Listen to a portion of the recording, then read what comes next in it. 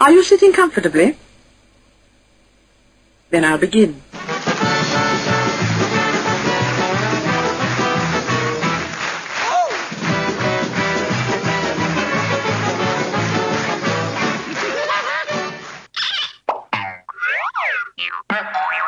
Good night, darling. Good night. John, how much longer is this going to go on? Lying awake at night, tossing and turning, talking and arguing, never knowing what you're thinking. What's on your mind, John?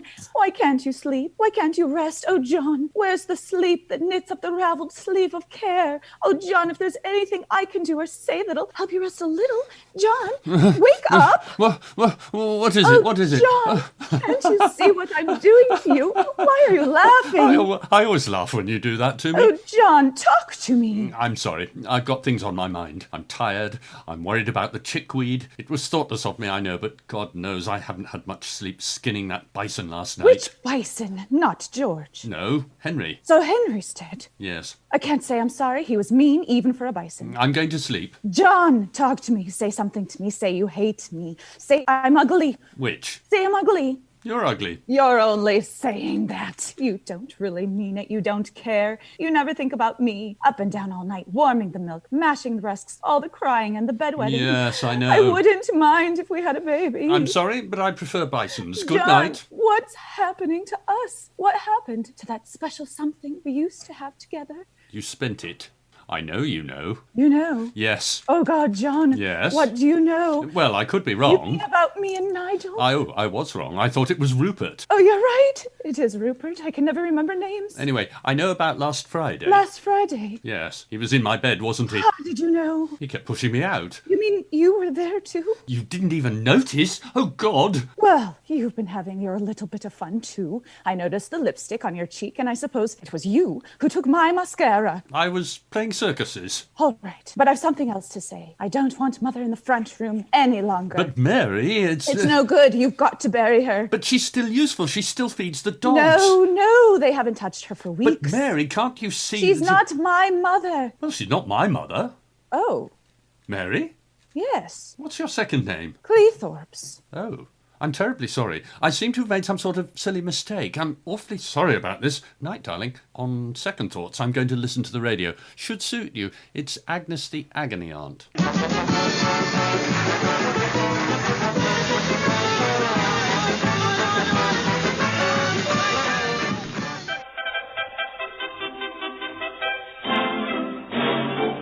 Good morning. Do you need to get to grips with your relationships? Are you wondering that your husband's eyes may be wandering, or that your wife may be concealing her feelings? Is your baby's gurning concerning? Perhaps your spouse shirks her housework, or maybe you're at a loss about your boss. Is it the au pair or the wife? If there's something the matter with the latter, and you're feeling warmer towards the former, then don't delay. Call Agnes today. Dear Agnes, my husband and I are 82 and he has just lost interest in sex. Thank God. Dear Agnes, I heard that there is a way to remove red wine from carpets. Could you please tell me how? I really want some red wine. Dear Agnes, I have trust issues. Please help me, Agnes, if that's your real name. Dear Agnes, since my children left home, I feel that my life has become so meaningful and rich.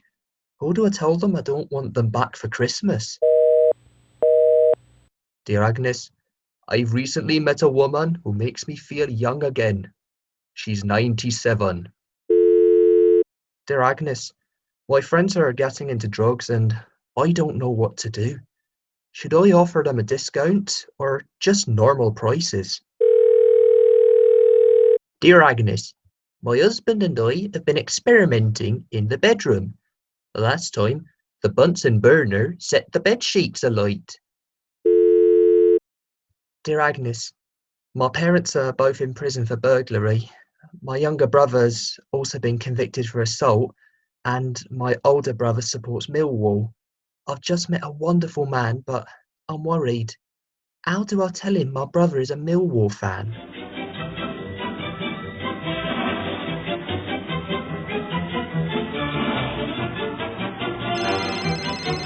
And now, Agnes, there's a call for you. Can't it wait? I'm in the middle of a show. It's your husband. He says that your mother's fallen down the stairs. Oh dear. Right, you'll have to take this next one. Me? But I'm a sound technician. I've got more knobs here than a palace garden party. I can't just... It's easy. Just stand here and give some advice. What? Oh, all right. Right here? That's it. I'll be back in a few minutes. Good luck. Dear Agnes, I hope you can help me. The other day, I set off for work, leaving my husband in the house watching TV. The car broke down about a mile down the road, and I had to walk back to get his help. When I got home, I found him in our bed with the neighbour's daughter. I'm 32, my husband is 34, and the neighbour's daughter is 19. We've been married for 10 years. When I confronted him, he broke down and admitted they'd been having an affair for the past 6 months. He won't go to counselling, and I'm afraid I am a wreck and need advice urgently. Can you please help? Sincerely, Sheila. Right, here goes. Dear Sheila, there could be any number of reasons for this. I'm very sorry to hear your car has broken down. Start by checking that there is no debris in the fuel line. If it is clear, check the vacuum pipe and hoses.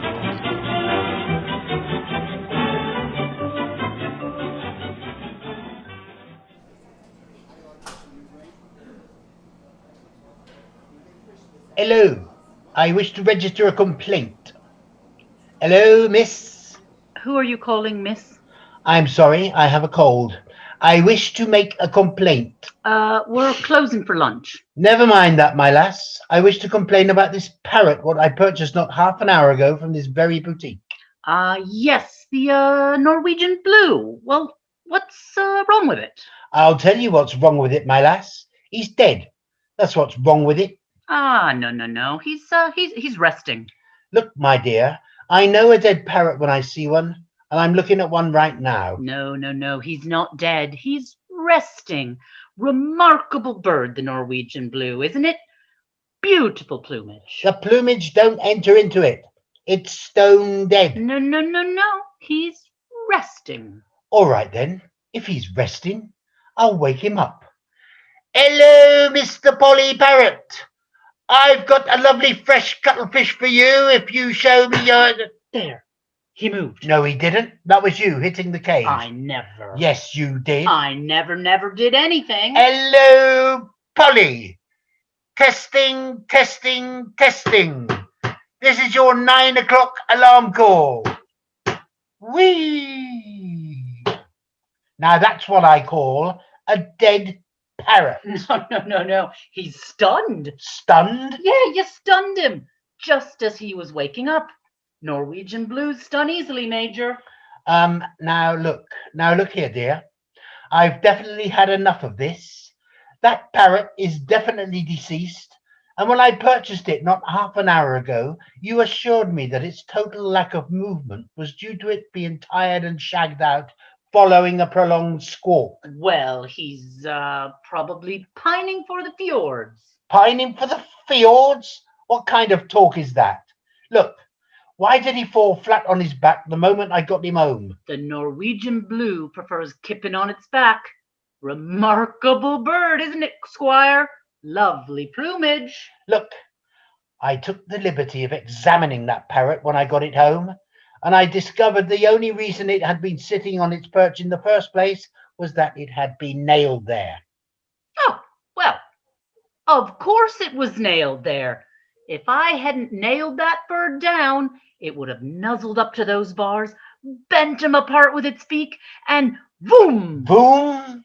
Listen, this bird wouldn't boom if you put 4,000 volts through it. He's bleeding demised. No, he's pining. He's not pining, he's passed on. This parrot is no more. He has ceased to be. He's expired and gone to meet his maker. He's a stiff, bereft of life. He rests in peace. If you hadn't nailed him to the perch, he'd be pushing up the daisies. He's off the twig. He's kicked the bucket.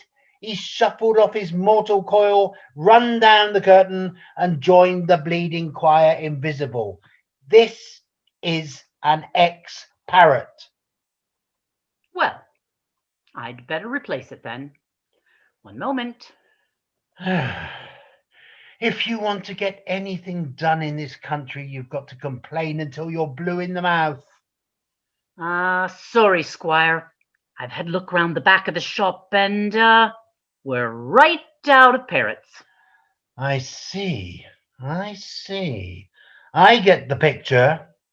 I got a slug.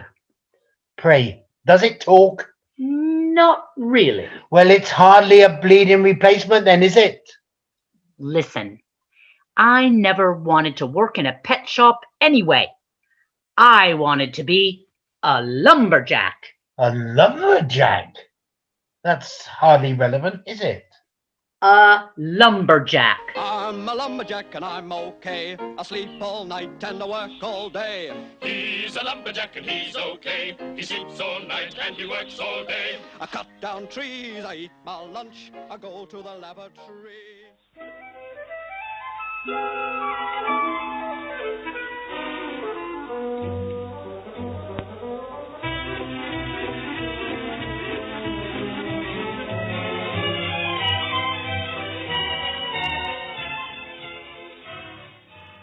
Excuse me, madam, but it seems to me, unless I'm mistaken, that I've met you somewhere before. I do, sir. It seems to me that I've met you somewhere before. Was it by any chance at Manchester that I caught a glimpse of you, madam? That is very possible. I am originally from the city of Manchester, but I do not have a good memory, sir. I cannot say whether it was there that I caught a glimpse of you or not. Good God, that's curious. I, too, am originally from the city of Manchester, madam. That is curious. Isn't that curious? Only I, madam, I left the city of Manchester about 5 weeks ago. That is curious. What a bizarre coincidence. I too, sir, I left the city of Manchester about 5 weeks ago. Madam, I took the 8:30 morning train, which arrives in London at 4:45. That is curious. How very bizarre. And what a coincidence. I took the same train, sir. I too. Good Lord, how curious.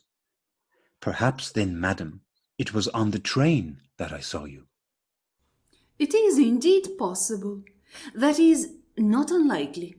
It is plausible, and after all, why not? But I don't recall it, sir. I travelled second class, madam.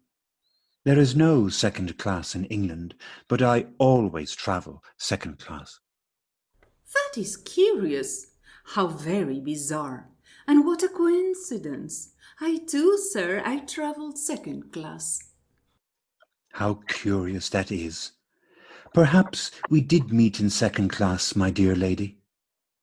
That is certainly possible, and it is not at all unlikely, but I do not remember very well, my dear sir.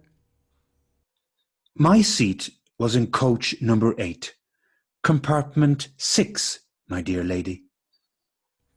How curious that is! My seat was also in coach number 8, compartment 6, my dear sir. How curious that is, and what a bizarre coincidence. Perhaps we met in compartment 6, my dear lady. It is indeed possible, after all, but I do not recall it, my dear sir. To tell the truth, my dear lady, I do not remember it either. But it is possible that we caught a glimpse of each other there, and, as I think of it, it seems to me even very likely. Oh, truly, of course, truly, sir. How curious it is. I had seat number 3 next to the window, my dear lady. Oh, good Lord! How curious and bizarre!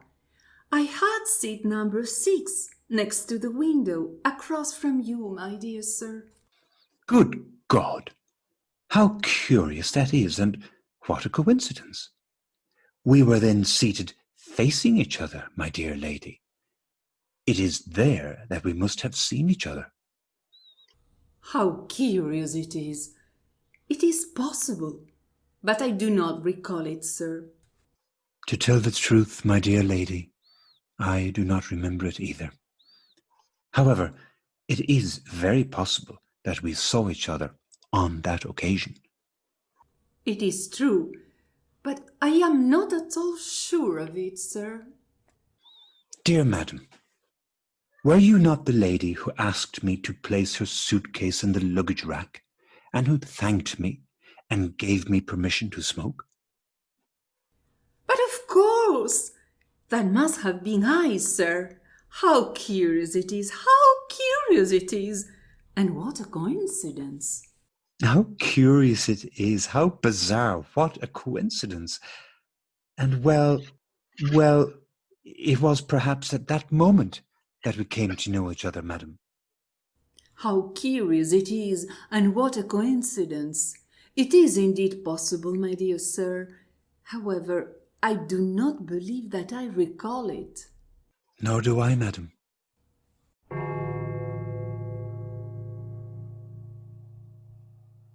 Since coming to London, I had resided in Bromfield Street, my dear lady.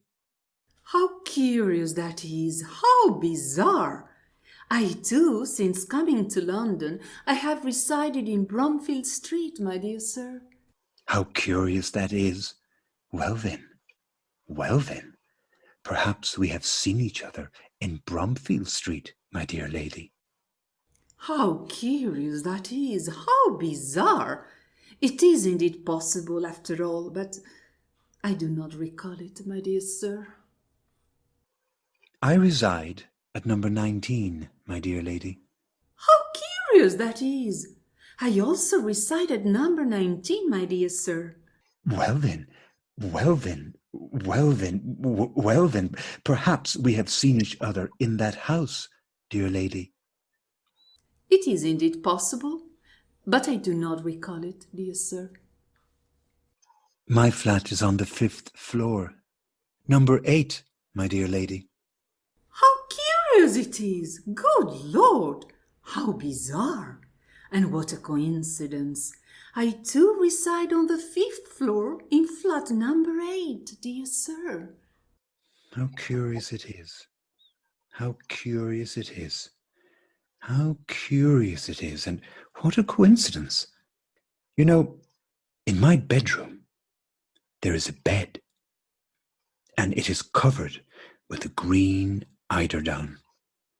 This room with the bed and the green eiderdown is at the end of the corridor between the WC and the bookcase, dear lady. What a coincidence! Good Lord! What a coincidence! My bedroom, too, has a bed with a green eiderdown and is at the end of the corridor between the WC, dear sir, and the bookcase. How bizarre! Curious! Strange! Then, madam, we live in the same room, and we sleep in the same bed, dear lady. Is it perhaps there that we have met? How curious it is! And what a coincidence! It is indeed possible that we have met there, and perhaps even last night. But I do not recall it, dear sir. I have a little girl, my little daughter. She lives with me, dear lady. She is 2 years old. She's blonde. She has a white eye and a red eye. She's very pretty. Her name is Alice, dear lady. What a bizarre coincidence. I too have a little girl. She's 2 years old, has a white eye and a red eye. She's very pretty. And her name is Alice too, dear sir. How curious it is, and what a coincidence. and bizarre. Perhaps they are the same, dear lady. How curious it is. It is indeed possible, dear sir.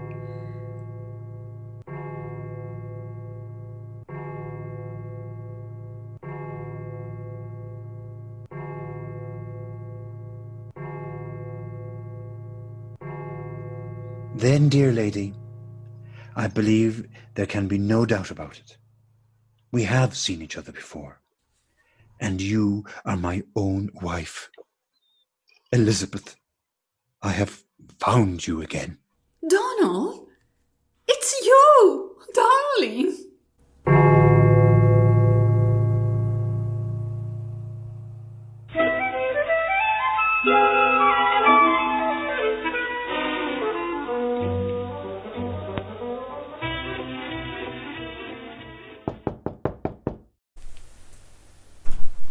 Morning, Doctor. Good morning. Do sit down. Thank you. Now, what seems to be the trouble? I've come for my coronavirus. Certainly, now, if you'll tell me your symptoms. Oh, I haven't got any symptoms. Well, I can't test you if you've got no symptoms, but no, I've got a whole waiting room full of people without symptoms who need testing. You'll just have to take your turn.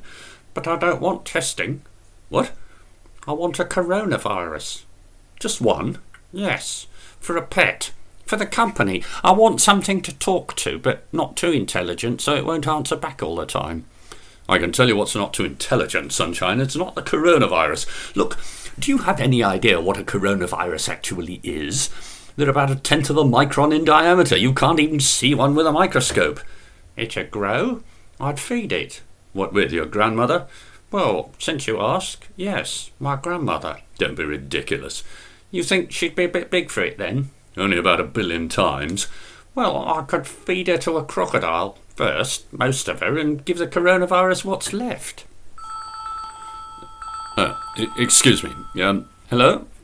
Ah, yes. Granny, how are you? Sore throat? Fever? Okay, I'll send someone round. Not actually a doctor. No, but you can help him. All right, here's a prescription. What's this? 63 Brayside Avenue? This is an address, not a prescription. Yes, my granny's house. Go there and you'll get all the coronaviruses you want. And a free food supply. Thank you, Doctor. I'll go straight away. And get that crocodile out of here.